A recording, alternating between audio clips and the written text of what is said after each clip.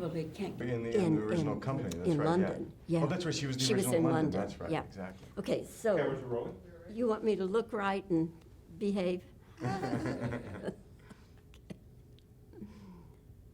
Betty Ann Waters, it's rare when we can have the real person who is portrayed in a movie, but we are happy to be able to talk with you. Oh, thank you.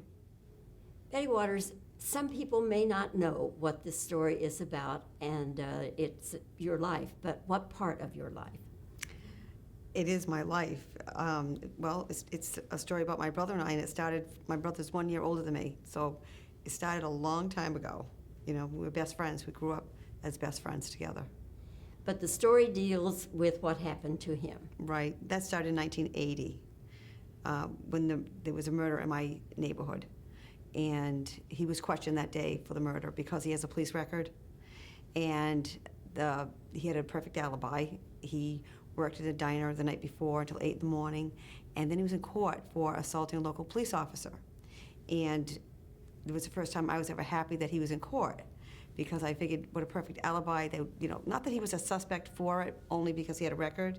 So I figured the harassment that he usually got from the police will go away in this case. But he was arrested 2.5 years later, and a lot of that evidence that proved where he was missing. But the story is that you spent 18 years getting a GED, college degree, law degree, so that you could defend him. And what was the thing that cracked the case? Well, they cracked the case? Well, that made me do it. Both. Well, okay, both. Well, what made me do this was my brother Kenny lost his appeals. First of all, he was convicted. I never thought he would be convicted. I always thought guilty people were convicted, and I knew he was innocent. So it started there, and then he lost his appeals, and he became suicidal.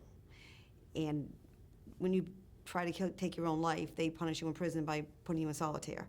So I had not spoken to my brother in about a month, and when I finally did, I was furious with him for trying to take his life.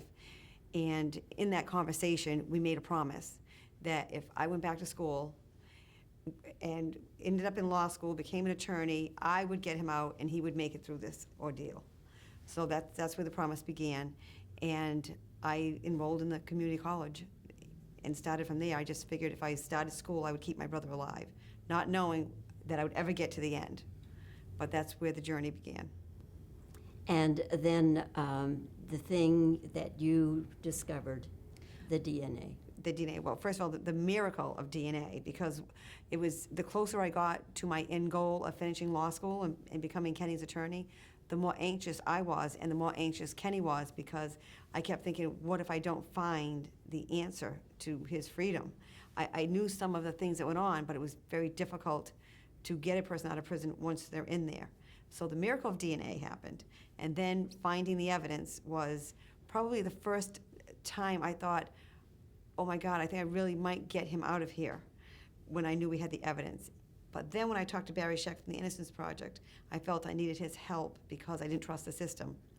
And when he had a conversation with me that said, if your brother is innocent, this is a travesty of justice and we will get him out, I got off the phone, wrote down every word he said so I could tell Kenny. And I think it was at that moment that I felt, this is really going to happen. I'm going to find my brother's freedom, the answer to it. Okay, you can get it. Tony Goldwyn, you are the director of Conviction. Mm-hmm. Fantastic cast that you have put together. Thank you. How did that come about? Well, you know, I'd been working on the script for a few years, and I saw $1 Million Baby and realized that Hilary Swank was the only person to play Betty Ann. And so, fortunately, she felt the same way, and we teamed up.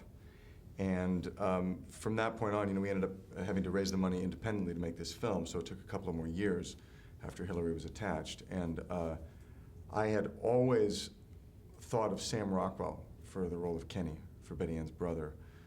When our screenwriter Pamela Gray and I were first interviewing Betty Ann before we wrote the script and hearing all about Kenny and hearing the stories, I said, I realized Kenny is such an extraordinary character, and if we don't get the casting of that part right, the movie won't work. That's going to be the hardest part to cast. And I said at that time, 9 years ago, that we need an actor like Sam Rockwell, whom I always had loved and always felt was kind of underappreciated as an actor, and had this sort of duality that Kenny needs. Kenny's someone you have to fall in love with, and yet you have to believe he's capable of murder. And he has a volatility and a sort of bipolar aspect to him. And Sam has that capability. So Sam, I always had Sam in my mind. And the rest of it, comes together sort of like alchemy. Minnie Driver was one of the first people I thought of for Abra, for Betty Ann's best friend. We needed someone who had great intelligence and substance to her, and yet always approaches everything with irony and humor, which the real Abra does, and Minnie as well does. Juliette Lewis was, there's only 2 scenes in the movie that she has, and she's absolutely extraordinary. And I knew this is a small part, but we need a great actress to do it, because this will, she'll be able to hit it out of the park. So it was just, and then we have a lot of children in the film, which are very important characters, and you just dig and dig and dig and dig until you find the right people. And we got lucky, and I have great casting directors who helped me. There is a big Oscar buzz about Conviction. So how do you feel about that? Well, I never count my chickens before they hatch. I've been in this business too long for that. But no, what that means to me is that people are responding to the film, and I'm very honored to do that. I feel privileged to tell the story in the first place.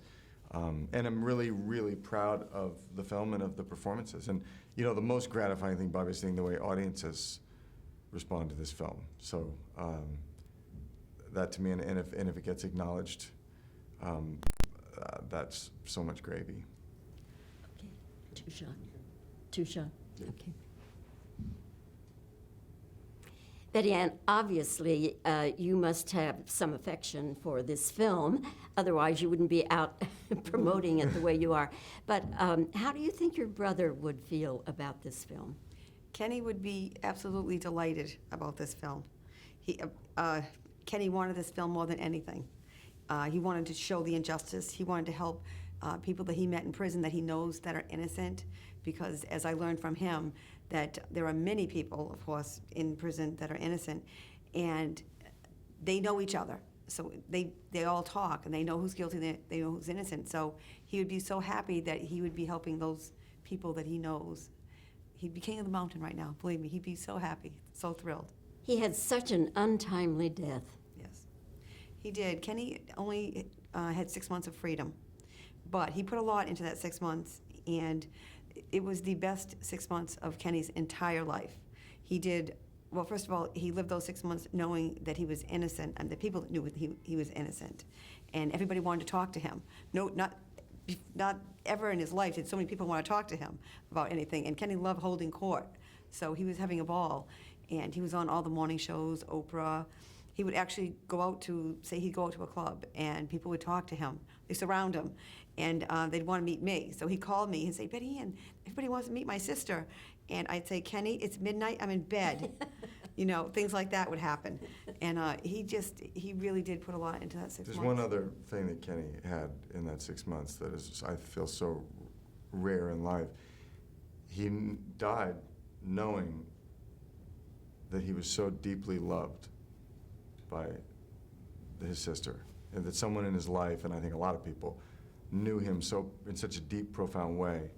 I think that what moved me to tell the story in the first place was that human connection is something it's what life's all about, and he had that. And I remember saying that to Betty Ann when she was still grieving over Kenny's passing. I said, whether he lived 6 days, 6 months, or 60 years after he got out, you gave him something that most people never experience in their lives, and is what we all crave.